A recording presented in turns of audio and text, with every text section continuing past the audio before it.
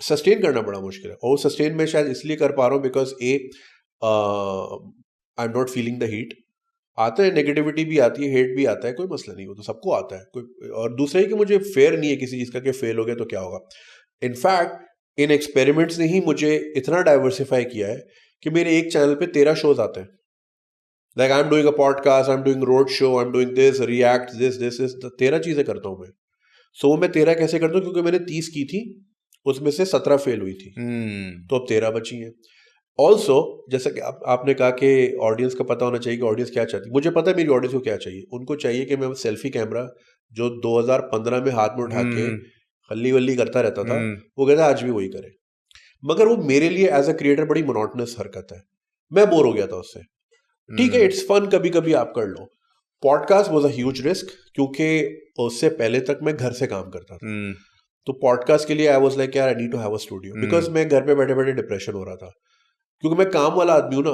मैंने 8 साल ट्रांसक्रिप्शन की है. There was a point I was working for 6 different companies. तो ये बंदा घर बैठ ही नहीं सकता ना, आपको तो निकलना पड़ता है. You need to go out and do something. या so I wanted to have a space just like this one, कि जहाँ पे मैं जूते पहन के जाऊँ. क्योंकि जब आप जूते पहन लेते हो ना तो आपका ब्रेन वायर हो जाता है कि यार अच्छा मैं काम पे निकला हूँ. अगर मेरे पैरों में दर्द हो रहा है लेदर की वजह से, so that means कि I am wired कि मुझे क्यों उतारने. लेकिन मैं तभी उतारूंगा जब मेरा ये टास्क कंप्लीट हो जाएगा. So that's why I got a studio. I started podcast in 2018. उस वक्त ऑन पेपर कोई भी नहीं कर रहा था. However, Musharraf Zaidi was doing from before, but वो एक जर्नलिस्टिक एंगल से कर रहे थे. कमर्शियल कोई भी नहीं कर रहा था. So I was probably the first one. At that point was commercial mindedness a function? क्या मोनेटाइजेशन, क्या पैसा? No. 18 में शुरू हुआ था माइंड उधर जाना. So I started making money in 2016 when I was in Dubai. My first campaign was Telenor, और फिर उसके बाद दराज, not दराज, Food Panda. लेकिन that money you made was on your basis of being a stand-up comedian. नहीं, क्योंकि Not as मैं a content creator. नहीं, मैं content creator. As a content creator because तो YouTube की चीजें recognize हुई. Yeah. And they reached out and said यार आप हमारे साथ आके काम करें. बिल्कुल. And at that point I was making around 5,000 dirhams, which was equating to like 1.25 lakh रुपए. So मैंने सोचा कि यार अगर ये मुझसे वीडियो का कह रहे हैं तो मैं ग्रीडी नहीं होता, 50,000 बोल देता हूँ. क्योंकि यार जस्टिफाई नहीं होगा ना इससे. मतलब सैलरी मेरी 1.25 लाख है, तो मैं उससे ज़्यादा कैसे मांग सकता हूँ, और इस काम के कोई क्यों देगा. फिर मैंने सोचा किसी से पूछ लेता हूँ. सो आई कॉन्टैक्टेड अनदर क्रिएटर. मैंने पूछा यार ये आया है तो 50,000 सही है? कह रहे पागल हो, कभी भी थाउजेंड्स में बात मत करना. मेरा ऐसी बात है? कह रहे हाँ. 50,000 रुपए बोला था? ये 50,000 रुपए. You were going to charge 50,000 रुपए? Yeah, for a video. For Jazz. Telenor. For Telenor, sorry. Yeah. तो मैंने बोला सही वक्त पे सही फोन कर लिया. Yeah. बेहतर है ना बंदा मशवरा कर ले. तो फिर मैंने ना ऐसे ही उनको बोला कि अच्छा मैं 2 लाख रुपए लूंगा. उन्होंने बोला ठीक है. मैंने शिट ये तो मान गए तो मैं 4 क्यों नहीं बोले. सो इस तरह फिर से लाइक फिर फूड पांडा किया. And then you know when I started making more money then what I was making from my job, I was like fuck it, I will move back to Pakistan. और फिर मैं यहाँ आया था. So content बनना शुरू हो गया था. मोनेटाइजेशन फेसबुक की तो नहीं थी, यूट्यूब की शुरू हो गई थी, बट बिकॉज वो मेरी वीडियोस ही 5 मिनट की होती थी, तो उसमें इतना रेवेन्यू खास होता नहीं था. तो मोनेटाइजेशन प्लेटफॉर्म से उस वक्त नहीं था माइंडसेट. ये जो कोलैबोरेशंस और पार्टनरशिप्स और स्पॉन्सरशिप्स उससे आ रही थी.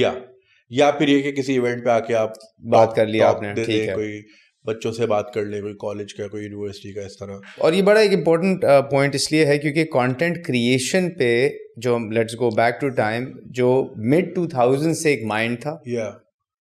एक्चुअल स्टैंड अप शुरू किया लेट्स से 7-8-10 में. मोनेटाइजेशन का फायदा मिला 6 साल बाद, 16 में. यानी कि 6 साल बगैर पैसों के ये काम आप शौक से कर रहे थे. फिर जो प्लेटफॉर्म मोनेटाइजेशन आई वो आई 18 के बाद. यानी कि जो एक्चुअल प्लेटफॉर्म से पैसे देखने लगे, जो मीनिंगफुल पैसे हैं. You did not see till 10 years after making content. But लोग ये 10 साल ही नहीं लगाना चाहते. असल में वो प्रॉब्लम. हाँ, उनको नजर आता है आज का फिनिश प्रोडक्ट, तो फिर आज वाले रिजल्ट ही चाहिए. यस. तो अगर लेट से कोई क्रिएटर $10,000 कमा रहा है तो मेरे 2 तो आने चाहिए. नहीं आएंगे अगले 2 साल तक भी नहीं आएंगे। वो ग्राइंड पे का हिस्सा नहीं बनना चाह रहे, वो कह रहे हैं बस मुझे क्विकली आज चाहिए। और ये बहुत इंपॉर्टेंट पॉइंट है जो ज्यादातर कंटेंट क्रिएटर्स मिस करते हैं। वो आते हैं बड़े शशके के साथ, बड़ी चीजें करते हैं, फ्लैशिंग लाइट्स ये वो, लेकिन विद इन 10 एपिसोड्स यार कुछ आ ही नहीं रहा। हाँ, नहीं आएगा, 50 में भी नहीं आएगा, आना होगा पहली से भी आ जाएगा, यू नेवर नो। लेकिन अगर वो आ गया आप सस्टेन नहीं कर पाएंगे। यस, वो प्रॉब्लम अलग हो जाती है ना। So you have to be, देखिए अगर मैं आज तक वही कर रहा होता ना सेल्फी वीडियोस, मैं बहुत पहले इररेलेवेंट हो चुका होता। It's only because I started experimenting and started doing more and more things that allowed me to stay more relevant. ये जो खल्ली वाली जो एक था टैग लाइन, क्या है, खल्ली कराओ। हाँ, ठीक है, ये किधर से आई थी? सो बेसिकली मिडल ईस्ट में यू नो पीपल टॉक, खली वली मीन्स के दफा करो जाने दो। सो इसका उर्दू वर्जन है खली कराओ यार, अब आज नहीं मिलते कल मिलते हैं, you know. So it was part of my lingo and because my videos are never scripted, तो वो स्लिप ऑफ टंग होता था आदतन। अच्छा, it was a slip of tongue जो पकड़ा गया और यहाँ पे लोग टी शर्ट्स बना के बेच रहे थे। I didn't even know, मैं वहाँ I was slaving away और यहाँ लोग टी शर्ट और टोपियाँ और मग बना के बेच रहे थे। like okay, so मतलब ठीक है, if it's a tag, तो फिर ये बन गया। अच्छा, अब let's look at the upside. तो अपसाइड तो जाहिर है इसका ये है कि भाई platform, subscribers, monetization, obviously medical transcript की जॉब करने की जरूरत नहीं रही, ये इसका फायदा है। साथ में शोहरत, ठीक है, शोहरत का एक डाउन साइड भी होता है। What is the down side of fame? I think इसका जो फेयर होता है और जो लोगों को होना चाहिए, so I was very much clear from day one कि it might not be my entire life, because I saw so many of my own heroes fading away. कि फॉर एग्जाम्पल मुझे माजिद जहांगीर साहब बहुत पसंद थे 50-50 में। Everybody loved Ismail Tara mostly, but I loved Majid Jahangir, right? And then I didn't know about the guy until there was a photo of him with his wife. Cultus उनकी थी, उसके बाहर वो बैनर लेके खड़े थे कि हमारे पास रहने को जगह नहीं है। And it broke my heart कि यार ये this guy used to rule TV, right? और इसकी वजह से सड़कें खाली हो जाती थी और आज ये खड़ा है। फिर मलिक रियाज ने उनको घर दिया और whatever, and then sadly he passed away. इस तरह की हमारे पास बहुत सारी मिसालें हैं। अब उसकी क्या वजूहात है कि लोग क्यों इरेलेवेंट हो जाते हैं या अपने आप को डाइवर्सिफाई नहीं करते, सही टाइम पे बिजनेस में नहीं लगते।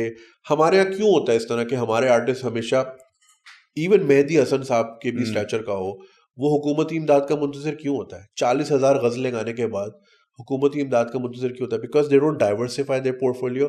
हमारे बहुत सारे आर्टिस्ट को कौन मैनेज कर रहा होता है? उनके अपने भाई। I can name so many people, but फिर वो हेडलाइंस बन जाएंगी।